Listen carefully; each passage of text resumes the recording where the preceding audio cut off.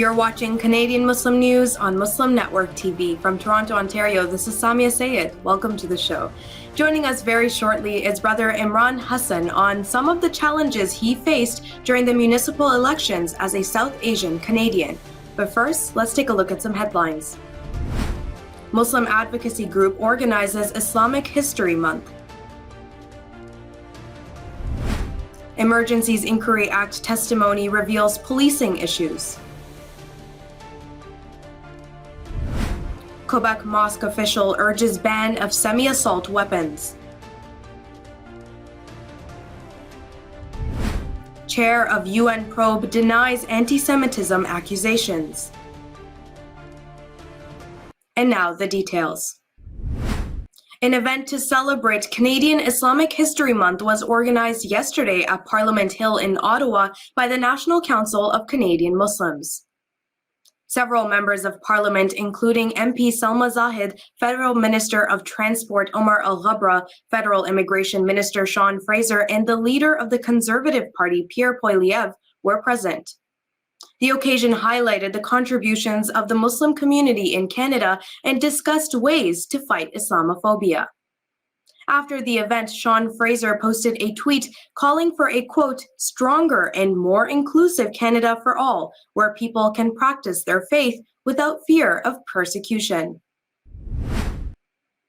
Former Ottawa Police Chief Peter Sloly, in his testimony today with the Public Order Emergency Commission, says that the Freedom Convoy exposed policing and national security issues in Canada. Sloly resigned from his position in February. He told the commission that Ottawa Police Services could not have adopted a different approach to prevent the gridlock of the capital. The news comes after MPs voted unanimously to demand an investigation from Ontario Provincial Police on its wildly different testimony about what kind of threat the Freedom Convoy represented.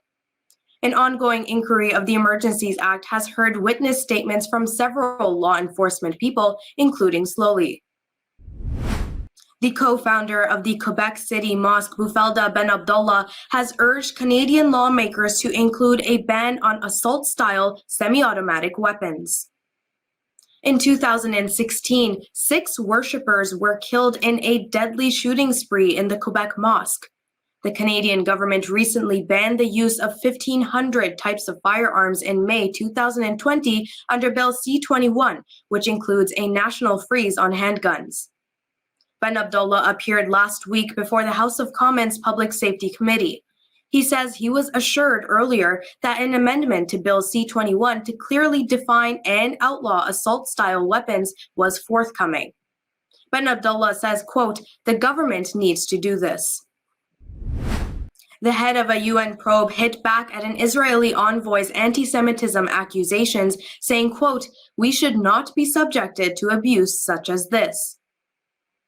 Navi Pillay, who served as the former UN human rights chief and former president of the International Criminal Tribunal for Rwanda, says that it was the first time she was accused of anti-Semitism.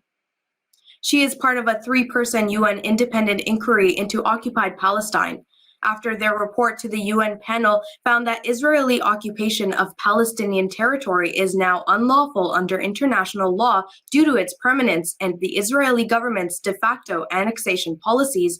The Israeli ambassador to the UN accused them of being anti-Semitic. And that's it for the news. Now, the municipal elections came to an end earlier this week. The process was grueling for sure, but some candidates faced exceptional barriers during their bid. Brother Imran Hassan, chair of the Peel Crime Stoppers and the candidate who ran for a seat in Mississauga, is joining us now to tell us more about his run. Welcome, Brother Imran, and thank you so much for joining us today. Assalamu alaikum, and good afternoon to your viewers. Walaikum assalam. Well, Brother Imran, from what I understand, you faced quite a number of barriers while running for councillor. Can you share some of those barriers with us? So, I mean, the story I like to share with people is how I really became involved and decided to run in public office. My father came to Canada as a newcomer in 1973. And when he arrived to Canada, there were no role models that he could look up to or anyone that could help him navigate through the system and, explain the different levels of government and the services that they provide. And that was really, sort of my inspiration, for getting involved because I wanted to ensure that those people who come to Canada to make this great country their home are able to integrate faster and be able to contribute to, the society that they live, work, and raise their families in. And so helping people understand, the three different levels of government, especially the municipal level of government, has the greatest impact on their day-to-day lives and the services it provides and the importance of voting and being involved in your community is my real motivation for running, and some of the barriers that I faced, in the election. First and foremost was the voter turnout. We've talked about voter apathy in the past, at the federal level of government, when the elections happen, traditionally the turnout is about 50%, and at the provincial level, it's about 40%. And historically, municipally, it's been about 30%. But unfortunately, in this past election, it was 21.8% in Mississauga. So just to put it in perspective, that's 1/5 of the population gets to tell 4/5 of the population what to do. And I don't think that is, a true essence of democracy.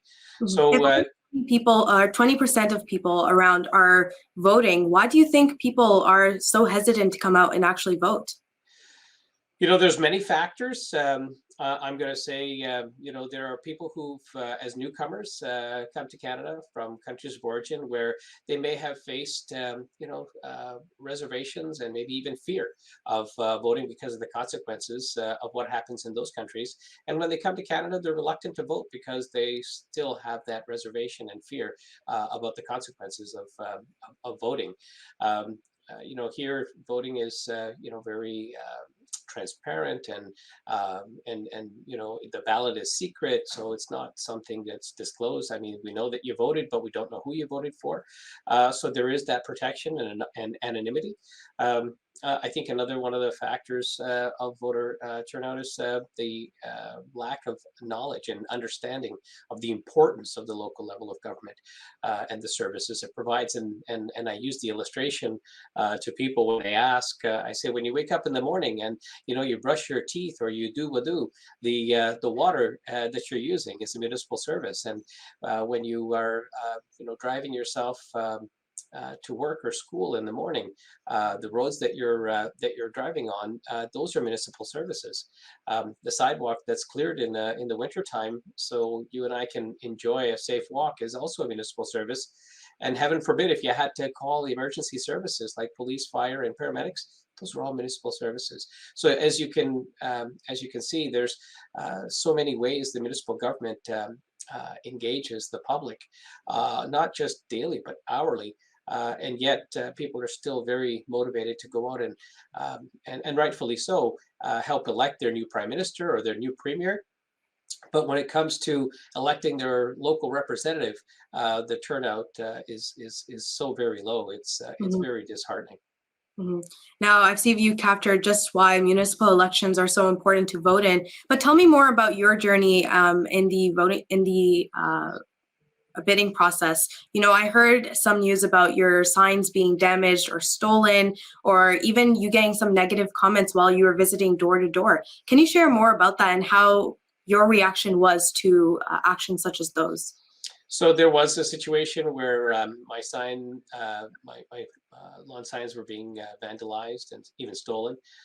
So we kind of posted about that on social media, and it was picked up by mainstream media, who then interviewed me and asked me, like, what's going on? And I said, well, I think there may be some people out there who don't want to see people like me or people with a name like mine be elected, and so you can see the results of that. That being said, we were able to take that negative energy and message and turn it into a positive one, I offered to donate 10 meals to a local food bank for every incident that occurred where my sign was either vandalized or stolen. So I'm going to make good on that commitment next week once we have a full tally of the signs that we've collected and how many are missing, so that we can help give a hand up to the community in need, especially this difficult time. Mhm. That's a little bit of a bittersweet statement, but I'm glad that you're turning into a positive outcome. Now, the Mississauga Council before, there were some claims that diversity was quite lacking on the council itself. Has this changed with the newly elected candidates? So prior to the 2022 election, there was one person of ethnic diversity on council. And I'm pleased to say that, we're taking baby steps, but we are moving forward. We've elected a representative from the BIPOC community in Ward 9, as well as someone from an Asian descent in Ward 2. So we've got now 3 people who are elected to office that have an ethnic background, which is great. But that's 3 out of 11, including the mayor, that's 12. And yet, if you look at the demographics of our city, we're more than 50% diverse. So we are going in the right direction. I know that there's great messaging from the mayor and the council about the importance and the need for diversity, but we still have long strides to make going forward. Mhm. Well, Brother Imran, what has this whole experience taught you personally, and something that you hope to continue forward, maybe even for your next bid? Yeah, I don't know what the future holds, but I can tell you that I'm getting back to work and focusing on my business and on my family, and I'll continue staying connected to my community. I think it's so very important to get the message that I've been conveying to the public about community safety and well-being being a shared responsibility. So my role as chair at PO Crime Stoppers and as vice president of the board for Eden Food for Change, the food bank that serves Western Mississauga, that message is not just talk, but it's the actual actions and walk that follow. So we're going to continue working on that and helping build safer and stronger communities for future generations. And really, I encourage young people who are interested in getting involved in politics to start with volunteering themselves in mainstream organizations. Get to know your neighbors and really just have a greater awareness of your surroundings and your community and how we're interacting with the municipal government and get involved and perhaps even run, put your name forward. And if you need any pointers, I'm happy to provide my own lived experience and how that might benefit anybody else who's interested in running. Well, thank you so much for your time today, Brother Imran. As always, it was a pleasure having you on today. It was a privilege. Thank you again, and stay safe. You too. You are watching Canadian Muslim News on Muslim Network TV. That's it from our Toronto studios tonight. Make sure to like, share, and subscribe to our channel for more Canadian Muslim content. Stay safe, and until next time.